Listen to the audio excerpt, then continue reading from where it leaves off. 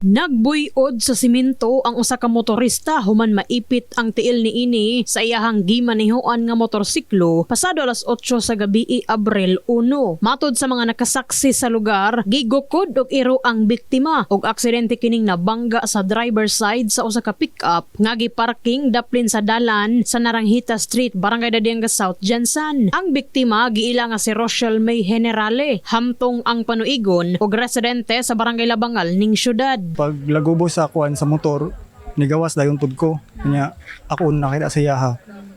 Mo to nga ingon ko sa mga tao nga diri sa hilabtan.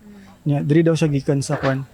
Ang owner sa pick-up nakakita jud sa pagkitabo. Diri daw siya gikan.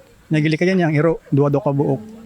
Mo to na kuan siya. Tumba siya. Base usab sa mga pasahero sa pick-up, nagparking sila sa naisgutang lugar samtang nangaon. Apan nakurat sila dihang kalit lang nga mibangga ang motorista. Gilayon sab kining gidala sa mga rescue team padulong sa ospital. Tungod sa istorya nga nila nga ako nakita, gihabol sa iro.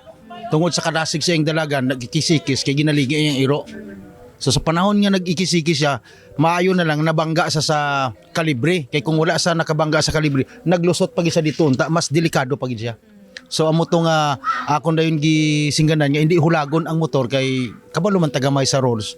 Swerte sab nga wala na damyos ang pick-up ug andam usab makig-areglo ang tag-iya niini ngadto sa biktima. Matod sa mga residente, kini ang unang higayon nga adunay na disgrasya sa lugar tungod sa mga iro nga nagalatagaw sa dalan.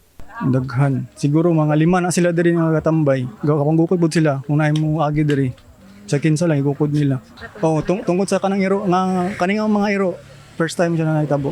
Dungan niini, duha sab ka individual ang nasamdan human mabanggaan og SUV ang ilahang gisakyan nga top down sa National Highway Baluan Road, Barangay Baluan. Laing usa ka kotse na damay sa disgrasya. Apan luyo niini, andam sab nga mag-areglohanay ang tag-iya sa maong mga sakyanan. In the heart of changing lives kini sa Brigada Enemy Magpun sa Brigada News Jansan, Brigada News.